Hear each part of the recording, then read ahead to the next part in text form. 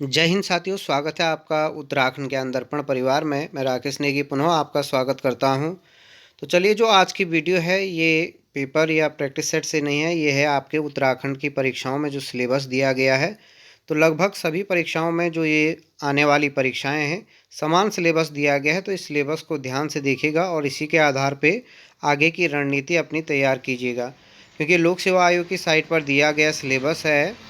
तो इस सिलेबस को आप लोग ध्यान से पढ़िएगा, क्या क्या बिंदु आपको कहाँ कहाँ फोकस करना है। तो पहला दिया गया यहाँ पे उत्तराखंड राजस्व उपनिरीक्षक लेखपाल एवं उत्तराखंड राजस्व उपनिरीक्षक पटवारी पद पर चयन हेतु लिखित परीक्षा। तो दोस्तों ये याद रखिए कि जो ये पटवारी लेखपाल और वन रक्षक का है, दोनों का सिलेबस एक जैसा दिया गया है, कोई परिवर्तन इसमें नहीं है। तो दोनों को अगर आप लोग डाउनलोड करोगे तो मैं लिंक दे दूंगा, वहाँ से डाउनलोड करके आप लोग पढ़ लीजिए कि क्या क्या दिया गया। तो पहला है जो दिया गया बिंदु है, विषय सामान्य हिंदी है। तो सामान्य हिंदी 20 नंबर का अधीनस्थ सेवा चयन आयोग में भी था, पहले भी यही था और अब भी यही है। दूसरा आपका 40 नंबर का जो दिया गया है वो सामान्य ज्ञान एवं सामान्य अध्ययन दिया गया है। और इसमें क्या क्या आपका सामान्य बुद्धि परीक्षण यानी रीजनिंग भी इसमें पूछा जाएगा। इतिहास है, भूगोल है, राजनीतिक विज्ञान, अर्थशास्त्र, राष्ट्रीय एवं अंतर्राष्ट्रीय महत्व एवं करंट अफेयर और कंप्यूटर की मूलभूत जानकारी, यानी ये जीएस में आ जाएगा आपका। और जो तीसरा दिया गया उत्तराखंड संबंधित विधिक जानकारी, तो ये 40 नंबर का है। तो पहले भी लगभग यही अधीनस्थ सेवा चयन आयोग का सिलेबस था, लेकिन कुछ कुछ जो यहाँ पे व्याख्या अगर हम लोग बात करें तो किस प्रकार से व्याख्या दिया गया है। पहले हम हिंदी विषय पे आते हैं, इसी के आधार पे आपको पढ़ना है, क्योंकि कई बार जो आप बाद में प्रत्यावेदन लगाते हो वो आउट ऑफ सिलेबस के आधार पर भी हो जाता है। यानी लगभग इन्होंने कॉपी वहीं से किया है, ये लोक सेवा आयोग का है। तो हिंदी भाषा में जो दिया गया इन्होंने, भाषा एवं हिंदी भाषा, भाषा के प्रकार, हिंदी भाषा का विकास, कार्यालयीय भाषा, हिंदी की बोलियाँ, उत्तराखंड प्रदेश की बोलियाँ यानी गढ़वाली, कुमाऊनी और जौनसारी। तो ये भाषा अगर, क्योंकि आप लोग जानते हो उत्तराखंड राज्य की जो राजभाषा है वो क्या है, हिंदी है। जो भी शासकीय कार्य किए जाते हैं, जो भी आपके उत्तराखंड राज्य संबंधित कार्य किए जाते हैं तो वो हिंदी भाषा में किए जाते हैं। जो भी पत्र लेखन होते हैं, पत्राचार होता है, वो हिंदी भाषा में होता है। तो हिंदी भाषा की बेसिक जानकारी आपको होनी चाहिए। अगला है हिंदी की वर्णमाला, यानी वर्णमाला से संबंधित जो भी हमारी हिंदी की लिपि है, गुण दोष हैं उसके, कि हमारी हिंदी भाषा की लिपि क्या है, उसकी विशेषता क्या है, देवनागरी लिपि में जो जो भाषाएं लिखी जाती है उसके बारे में। आगे दिया गया यहाँ पे स्वर और व्यंजन के बारे में। स्वर और व्यंजन आप लोग जानते हो, तो स्वर व्यंजन। अगला है हिंदी वर्तनी, स्पेलिंग विश्लेषण शुद्ध अशुद्ध। ये जरूर आप लोग पढ़ के जाइए कि हिंदी की जो वाक्य शुद्धि या शब्द शुद्धि वाला, ये कई बार हमें लगता है कि आसान है, लेकिन ये गलत हो जाते हैं। वर्तनी से संबंधित हम कुछ अशुद्ध लिखते हैं, तो इसका तरीका क्या होगा ये याद रखिए। कोई साथ में होगा आपके तो उनको क्या बोले कि जो ये शब्द शुद्धि है उनको बोलने के लिए कहो और आप लिखो, तब चेक कीजिए कि लगभग कितने आप सही लिख पा रहे हो, तभी अपना मूल्यांकन यहाँ पे सही तरीके से आप लोग कर पाओगे। अगला यहाँ पे दिया गया है शब्द संरचना, वर्ण, अक्षर, प्रत्यय, उपसर्ग, संज्ञा, सर्वनाम, क्रिया। अब यहाँ पे सिलेबस में आपका क्रिया विशेषण नहीं दिया गया है, क्योंकि क्रिया विशेषण हाँ नीचे दिया गया है। यहाँ पे संज्ञा भी दिया गया है, सर्वनाम भी दिया गया है, क्रिया भी दिया गया है, पद, लिंग, वचन, पुरुष, विशेषण, अलंकार, क्रिया विशेषण और कारक। यहाँ पे कारक भी दिया गया है, इससे पहले वाले में कारक नहीं था शायद में, क्योंकि लोक सेवा उत्तराखंड अधीनस्थ सेवा चयन आयोग के उसमें कारक और समास नहीं दिए गए थे। तो ये चीज़ ध्यान देना आपको कि इनके आधार पर आपको मुख्य मुख्य बिंदु पढ़ने हैं। अगला यहाँ पे शब्द भंडार में, शब्द भंडार में आ जाएंगे आपके तत्सम, तद्भव। ये तो जरूर याद करना है, 1 नंबर का आज लिख के ले लीजिए। 100% एक तत्सम तद्भव आने वाला है। देशज, आगत यानी विदेशी भाषाओं के शब्द, एकार्थी, अनेकार्थी या विलोम शब्द, समानार्थी, पर्यायवाची। पर्यायवाची भी मुख्य मुख्य पर्यायवाची पढ़ के जरूर जाइएगा। अगला आपके पास संधि। संधि में यहाँ पे दिया गया है स्वर संधि दिया गया है, स्वर संधि के भेद दिए गए, दीर्घ संधि, गुण संधि, वृद्धि संधि, यण संधि। अब यहाँ पे सिलेबस बनाने वालों ने भी किस आधार पे पहले स्वर संधि दिया गया है, फिर इसमें लास्ट वाली संधि नहीं दी है, अयादि संधि। व्यंजन संधि का पहले भी जिक्र नहीं था, यानी एसएससी में भी नहीं था और यहाँ पर भी व्यंजन संधि का जिक्र नहीं किया गया, लेकिन आपको आना चाहिए, यानी कि सिलेबस में नहीं है। कई बार आ जाता है इनमें से कौन सा स्वर संधि का उदाहरण नहीं है, तो स्वर संधि का नहीं होगा तो क्या होगा, आपका व्यंजन संधि का उदाहरण बनेगा। अगला दिया गया वाक्य परिचय, वाक्य का आशय एवं परिभाषा, वाक्य के प्रकार की कितने प्रकार के वाक्य होते हैं ये आपको ध्यान देना है। लोकोक्ति मुहावरे जरूर बीच बीच में कई बार अगर पढ़ते हुए बोर हो जाते तो लोकोक्तियाँ मुहावरे जरूर पढ़िएगा। अगला पत्र लेखन दिया गया, ये बड़ी समस्या यहाँ पे पत्र लेखन की है, क्योंकि ये टिप्पण के प्रकार, प्रारूपण किसे कहा जाता है, विज्ञप्ति किसे कहा जाता है, सरकारी अर्ध सरकारी पत्र क्या होते हैं। तो मेन इनको आजकल यूट्यूब पर भी एक वीडियो हम लाएंगे, तो इनको ज़रूर सर्च कीजिए, अपने स्तर पर भी ढूंढिए कि इनकी विशेषता क्या होती है, कुछ प्रमाणित किताबों में पढ़िए, क्योंकि कई सारे भेदों में इनकी अलग अलग दिया रहता है। अगला संचार एवं हिंदी कंप्यूटरीकृत संचार मीडिया के विभिन्न माध्यम, समाचार पत्र पत्रिकाएं, रेडियो, टीवी, दूरदर्शन और दूरदर्शन से संबंधित की, जैसे भारत में रेडियो का विकास कब हुआ, दूरदर्शन का विकास कब हुआ, या सोशल मीडिया यानी फेसबुक, व्हाट्सएप, इनका विकास कब कब किया गया। Hindi कंप्यूटरिंग, font, typing, page layout, तो इससे संबंधित भी आपका क्या बनेगा, जो कंप्यूटर की कुछ शब्दावलियाँ हैं वो भी हिंदी के सिलेबस में डाला गया है। अगला हम आगे बढ़ते हैं, हिंदी के जो सामान्य परिचय हैं, तो ये दिया गया राज्य, उत्तराखंड राज्य एवं एनसीईआरटी की 10वीं और 12वीं कक्षाओं की पाठ्य पुस्तक के अनुसार। तो आपको क्या करना है, जो कक्षा 10 और 12 की पुस्तकें होंगी वहाँ पर ये दिए गए होंगे, इनके बारे में जो भी ये कवि साहित्यकार दिए होंगे तो उनकी डिटेल वहाँ से पढ़ोगे तो उनकी रचनाएं याद हो भी जाएगा। क्योंकि यदि आप नेट से या अन्य किताबों से देखते हो तो एक ही कवि की कई सारी रचनाएं हैं, तो कौन सा महत्वपूर्ण है वो आप लोग उसका अनुमान नहीं लगा सकते हैं। तो यहाँ पे देखिए, जैसे कबीर हो गया, सूर हो गया, तुलसी हो गया, मीरा, रस खान, जयशंकर प्रसाद, तो इनकी तो अब कभी कम ही पूछ रहा है, यानी मीराबाई की तो पूछ ही रहा है। तो ये कबीर पहले के परीक्षाओं में काफ़ी पूछता था। तो मेन जो आधुनिक कवि हैं, जयशंकर प्रसाद, निराला, सुमित्रा नंदन पंत, माखनलाल चतुर्वेदी, गजानन माधव मुक्तिबोध, मंगलेश डबराल या राजेश जोशी, तो इनका विशेषकर जो उत्तराखंड के हैं इनके बारे में आपको ज़रूर याद करना है। आगे अगर गद्य के बारे में बात करें तो यहाँ पे दिया गया राहुल सांकृत्यायन, हजारी प्रसाद द्विवेदी, प्रेमचंद्र, महादेवी वर्मा, पीताम्बर दत्त, बर्तवाल, हरिशंकर परसाई, तो इनके बारे में मनोहर श्याम जोशी, ये जरूर इंपॉर्टेंट कर देना, मनोहर श्याम जोशी जी की रचनाएं। ठीक है, तो ये आपको ध्यान देना, ये हिंदी का सिलेबस आपका हो गया है। सामान्य बुद्धि में क्या क्या दिया रहता है ये आपके सिलेबस में दिया गया यहाँ पे है। ये भी बहुत ज़्यादा, जितना बड़ा दिया गया है 3-4 नंबर का आएगा, तो इतना ज़्यादा बहुत ज़्यादा ये नहीं कि आप इन्हीं के पीछे पड़ जाओ। रीजनिंग लगभग 80% लोगों का क्या हो जाता है, सही हो जाते हैं, तो यहाँ पे इतना दिक्कत नहीं है रीजनिंग में। दर्पण एवं प्रतिबिंब, श्रृंखला, वर्गीकरण, कागज मोड़ना, तो ये कम ही पूछ रहा है, इतना ज़्यादा यहाँ पे है नहीं। तो मुख्यतः जो आपके आते हैं वो तर्क शक्ति, ब्लड रिलेशन वाले आते हैं, या पासा वाला भी दिया होगा यहाँ पे, इनपुट आउटपुट, ये तो बहुत बड़ी जटिल प्रक्रिया हो गई, या बैठन क्रम। तो ये मुख्य 2-3 हैं जो बार बार रिपीट होते हैं।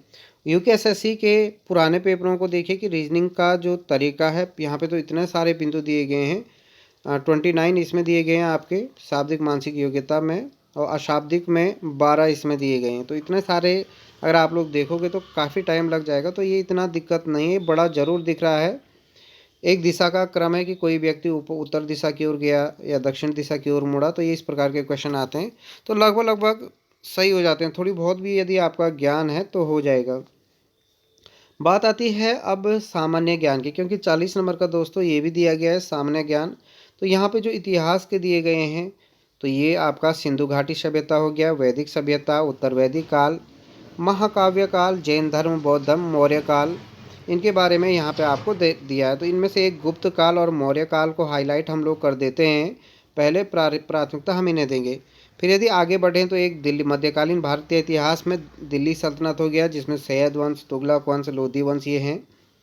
भक्ति और सूफी आंदोलन, तो ये इतना महत्वपूर्ण यहाँ पे नहीं है, सिलेबस में तो दिया गया, लेकिन पहले हम प्राथमिकता किसे देंगे। मुगल काल में, मुगल काल के बीच में सिरसासुरी या इनके एक मनसबदारी व्यवस्था दिया गया, तो यहाँ से प्रश्न बनने की संभावना है। आगे हम आधुनिक काल, तो यहाँ सबसे ज़्यादा जो प्रश्न बनने की संभावना है वो आधुनिक काल से संबंधित है, क्योंकि यूरोपियों का आगमन हो जाता है। कई बार यूरोपियों के आगमन का कालक्रम भी पूछा जाता है, तो ये आप विशेष ध्यान देना। ब्रिटिश शासनकाल यहाँ पे आ जाएगा, भारत में राष्ट्रवाद का विकास, और एक गांधीवाद जरूर यहाँ पे पढ़िए, क्योंकि गांधीवाद आपका पॉलिटिकल साइंस का सिलेबस में भी है और इतिहास के सिलेबस में भी, तो वो जरूर पढ़िए। गांधीवाद में आपके यही आंदोलन, खिलाफत आंदोलन, असहयोग आंदोलन, चोरा चोरी घटना, स्वराज पार्टी, साइमन कमीशन, ये सारे, ये वाला बिंदु आप लोग पढ़ने में भी आनंद आएगा। तो ये चीज़ आप लोगों को ध्यान देना है। आगे बढ़िए, आगे हम लोग बढ़ते हैं। भारत सरकार अधिनियम 1935, तो यहाँ पे काफ़ी बड़ा ये दिया गया है भारत सरकार अधिनियम। तो ये तो काफ़ी डिटेल तो इन्होंने ही यहाँ पे बना दी है। विश्व इतिहास, तो यहाँ पे विश्व इतिहास इतना महत्वपूर्ण नहीं है, विश्व इतिहास वाला, ठीक है। तो ये ध्यान देना, क्योंकि एसएससी के आधार पर अगर हम लोग बात करें तो इतना ज़्यादा विश्व इतिहास यहाँ पे नहीं पूछेगा। अब बात करें हम विश्व भूगोल की, तो भूगोल तो विश्व का आता है। विश्व भूगोल में किस प्रकार का दिया गया, जैसे मैदान हो गए, या आपके पास महासागर हो गए, जलधाराएं हो गई, जलमंडल, समुद्री लवणता, समुद्री धाराएं, ज्वार भाटा, तो ये आपके विश्व भूगोल में आ जाएगा। भारत का भूगोल का ये दिया गया है, व्यापार हो गया, ये यहाँ की पवनें हो गई, या बहुउद्देशीय नदी घाटी परियोजनाएं होगी, ये आपका भारत के भूगोल का सिलेबस दिया गया है। अब है राजनीति विज्ञान में। राजनीति विज्ञान में राष्ट्रीय आंदोलन, तो राष्ट्रीय आंदोलन आधुनिक भारत में भी पूछा जाता है। अब देखिए यहाँ पे दिया गया है राष्ट्रीय जागृति के बारे में, राजा राम मोहन राय महत्वपूर्ण है, दयानंद सरस्वती है, विवेकानंद है, तो इनके बारे में प्रश्न बनते हैं। तो बीच बीच में एक एक दिन करके, एक दिन में एक के बारे में भी यदि आप लोग पढ़ते हो तो सिलेबस कवर हो जाएगा। भारत में अंग्रेजी शिक्षा या आपके 1857 की क्रांति, ये तो महत्वपूर्ण है। यहाँ से एक प्रश्न आपका लोक सेवा आयोग बनाता है, तो यहाँ पर भी स्टार हाईलाइट आप लोग कर देना, 1857 की क्रांति। भारत का आर्थिक शोषण, भारतीय राष्ट्रीय महासभा की स्थापना, बंगाल का विभाजन, तो इस प्रकार से दिए गए हैं। असहयोग आंदोलन, ये पहले भी है। रोलेट एक्ट, महात्मा गांधी का भारत में आगमन, तो ये दोनों में आता है, पॉलिटी में भी और आधुनिक इतिहास में भी पूछा। सविनय अवज्ञा आंदोलन, भारत छोड़ो आंदोलन, भारत का विभाजन, गांधीवाद। अब देखिए मैंने कहा गांधी जी से संबंधित 2-3 बार रिपीट कर दिया, तो इसलिए गांधी की विचारधारा, विचारधारा तो यहाँ पे इतनी नहीं पूछता, लेकिन गांधी के अन्य जो आंदोलन थे वो पूछा जाएगा। तो ये सारे हरिजन की अवधारणा, गांधी जी के आर्थिक विचार, अर्थव्यवस्था के नैतिक आधार, तो इतना ज़्यादा गांधीवाद तो या गांधी जी के विचार हैं तो बहुत बड़ी डिटेल है, तो उतना ज़्यादा यहाँ पे नहीं पूछेगा। भारतीय राज व्यवस्था में लोकतांत्रिक व्यवस्था या मौलिक अधिकार, ये तो आपने पढ़ा होगा। मौलिक अधिकारों की जो अवधारणा थी, मौलिक कर्तव्य दिए गए। आगे हम लोग पढ़ते हैं, पॉलिटी के बाद अगर हम लोग आगे बढ़ें,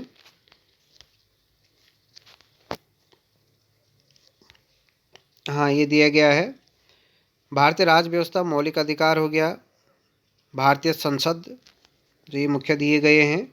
नागरिकता, तो ये सभी पॉलिटिकल। पंचायती राज महत्वपूर्ण है, ये ध्यान देना, पंचायती राज। ग्रामीण स्थानीय स्वशासन, ये भी आपका महत्वपूर्ण है। सूचना का अधिकार 2005, यहाँ से भी प्रश्न बनने की संभावना है। पर्यावरण से संबंधित प्रश्नों को जरूर पढ़िए। आगे है आपके पास, आगे हम लोग बढ़ते हैं।